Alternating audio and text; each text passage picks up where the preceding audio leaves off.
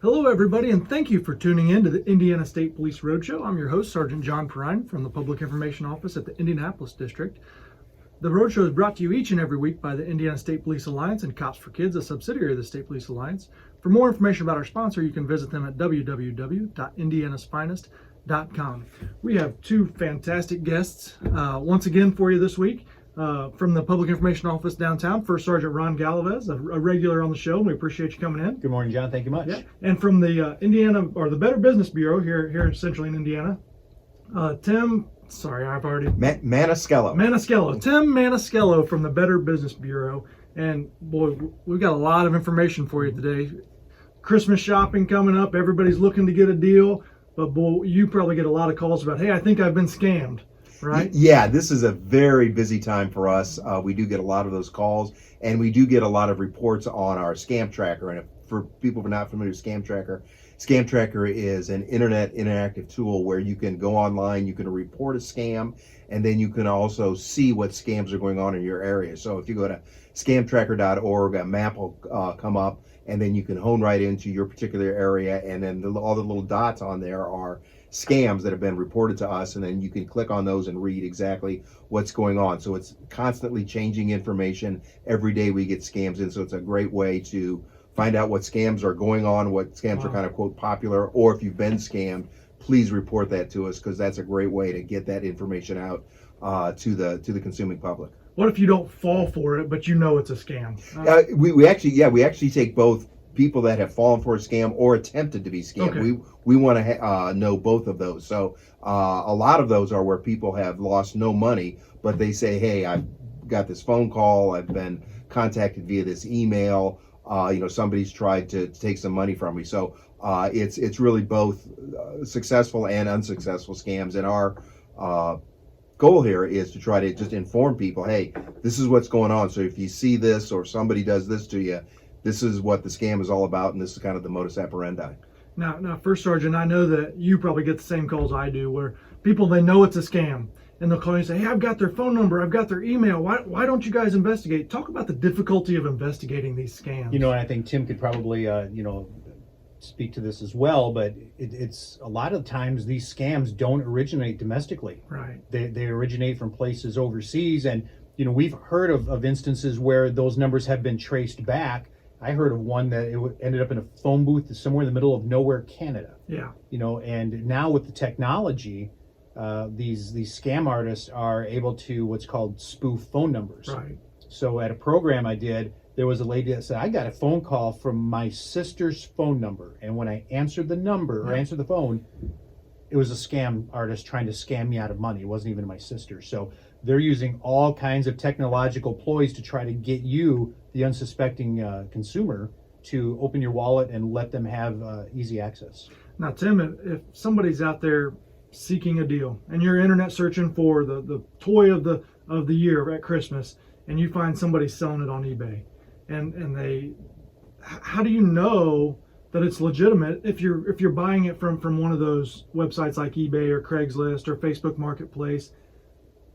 That's kind of hard to make sure it's a legitimate transaction. Is that right? Yeah, some of those are, and I guess the first thing that I would tell anybody is, if it really is too good to be true, it probably is. Yeah. So if something is just a super incredible deal, that would be the first red flag. Number two, what we see a lot of is fake websites. So people will take a website from, and it looks like a legitimate company. They will steal the logo. They will steal the look. Everything looks like it's, you're buying it from either the direct company or some sort of website out there that looks, like it's the real deal. And you're never going to get the item that you ordered, or it's going to be of substandard quality, and it's not really what you want. And think about this: if you've ordered something and you've given them your credit card, hey, you've just given them the keys to the kingdom, so to speak. So just watch out for fake websites. What we always tell people is, up in the URL bar, you want to look for the letters HTTPS, and S is the important letter there. That gives you some confidence that there's some added security there. Okay. So you will always want to do business with a website that has HTTPS starting, and then the website name. Will they also have the little padlock icon up there as well? And yes, and many times, yes, that's another great way to make certain that you're working with a website that is legitimate. Yeah, that little padlock, that little lock that you see a lot of times on there, that's also added security on there. So I think those two things give you a lot of assurance that you are dealing with a legitimate company. And back to your point about most of these scams originate overseas. We've done a lot of work on that, and you're exactly right. A lot of these do originate outside the country. And let me give you just one example of how big and how pervasive some of these scams are. Several years ago, there was a big scam about people would call you and say the IRS owes you money and that the police were going to come get you if they didn't do that. Well, when they raided the call center in India, that where most of those calls were originating, 700 people in a call center. So that's big business. I mean, that's not just some. And so they call 10,000 people today. If they get 2 or 3 people to bite, they're right. Well, and that's the other advantage, so to speak, that the people have on the internet is that it costs them very little to send out 10,000, 100,000, whatever emails, and all they need is 1% people, or even less than that, to take the bait, so to speak, and then they've made money. And then if they get caught, or if somebody's hot on the trail, they just shut down that website, open up another one 2 hours later. So you're right. It is very, very difficult for law enforcement to do anything about that. Now, Tim, talk to people about, in my experience and understanding, there is not a legitimate business out there that's going to ask you to go to Walmart and pay me with gift cards, right? So I want $500 worth of gift cards to release this information, to give you this product, whatever it may be. Am I right? You're exactly right. If someone asks you for an unusual form of payment, a gift card, a wire transfer money, wire transfer cash, that's even old technology. Right, people don't do that anymore. Right. If they ask you for any, what I'd say, unusual form of payment, and like you say, the gift cards are kind of the latest one that people are trying to scam people with. A legitimate business is not going to want to get paid that way. They're going to want your credit card or your debit card, that type of thing. So that is a real red flag. If anyone asks you to make any sort of transaction that way, red flag. I would really stay away from doing anything. And what if somebody asks you for your credit card number directly? Should you do that, even if you think it's a legitimate business, or is it always safer to go through a third party like PayPal or somebody like that if you're doing an online transaction? Yeah, usually the third party, and we're talking individually, not I'm buying something from a store. Right. Yeah. Usually the third party transaction sites are really the best way to go.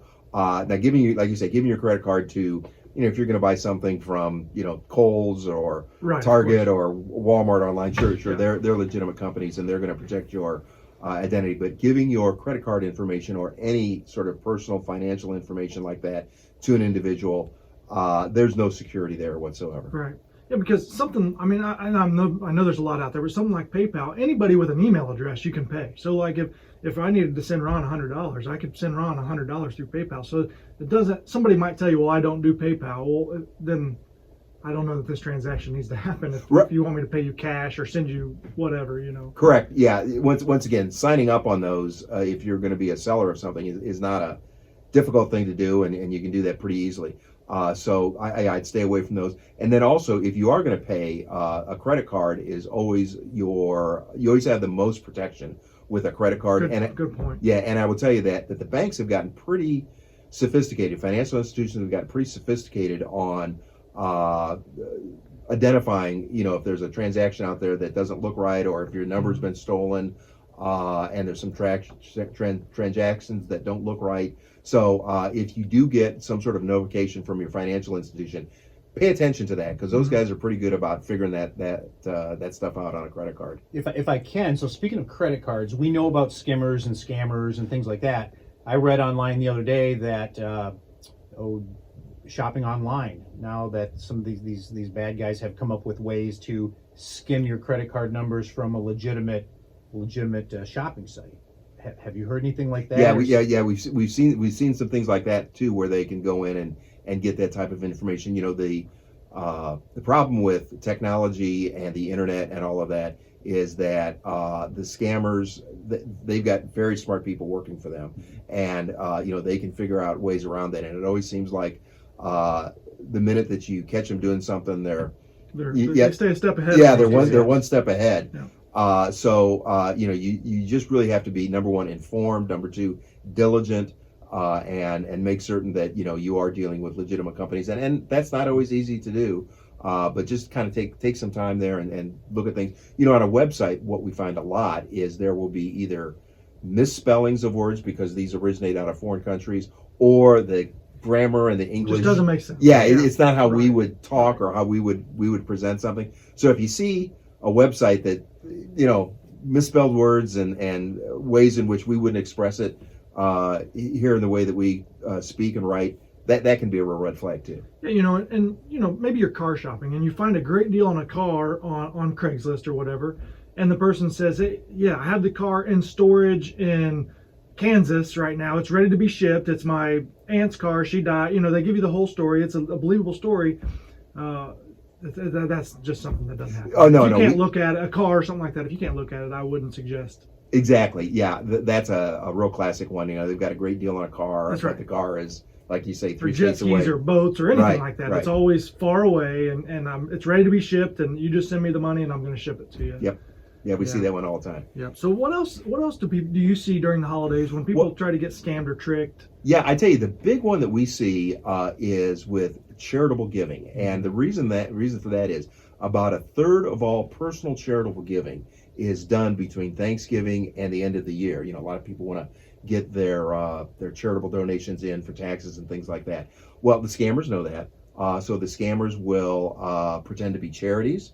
Once again, a lot of fake websites. There will be a lot of pleas either through email, social media, or the phone about somebody or some charity that has a real heart pulling sort of story out there, and they want you to give money.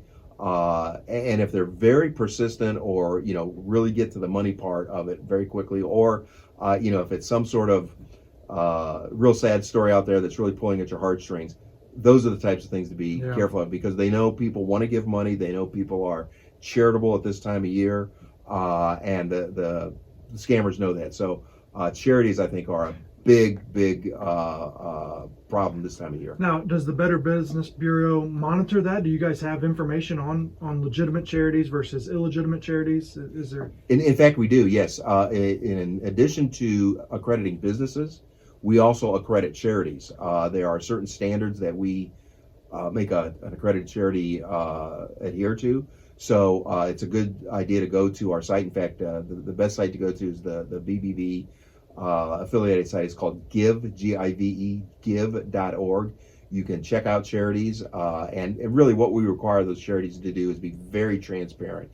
Give information about what their what the money's going to, how much of their money is actually going to their mission versus other expenses, who's on their board, those types of things, how much their leaders, their management gets paid. So it's a very transparent look at a charity. So I would definitely go to give.org to check out charities. Wow. It is so unfortunate that people will take advantage of those senses and those vulnerabilities. And we have about a minute left here, but I want to talk about real quick, the grandparents will get the call from what they think is their grandchild. And I'm in jail and I need money, or I'm hurt, I'm in the hospital, whatever it may be. Real quick, what do you suggest? I mean, really do your homework before you just send that money. Yeah, absolutely. And I tell you, the what people can do now is, they can find out a lot about you just by going on things like Ancestry.com and know all about your family. Yeah. And, it really sounds like, they know about you and it sounds legitimate. So yeah, that's the grandparents scam. And just don't be sending money. That's right. Before you really know what's going on, Yeah. because they will have a lot of personal information about you and your family, sounding very legitimate. They might say that they're police or something like that, or somebody in the hospital. That's a very common scam, and they want to get you in a. And they'll give you a time frame. They'll say, we need this in an hour. Right. You don't have time to Right, verify. and it'll be they want to get you in a very emotional state where you say, hey, I've got to do something right now. So Yeah. be very, very careful with that one. And I've also heard where they've asked for the green dot cards for payment, the iTunes card. Who bails somebody out with an Right, iTunes that's right, card? that's right. But again, people have fallen for Yeah. that. Hey Tim, thanks. This was a great conversation. I'd love to have you back again. Oh, I think we'd could love talk to about come a lot back. of things. Thank you. Ron, thanks so much for coming on Thank again. you, John. I appreciate and, it. looking forward to it next time. So thank you everybody for tuning in.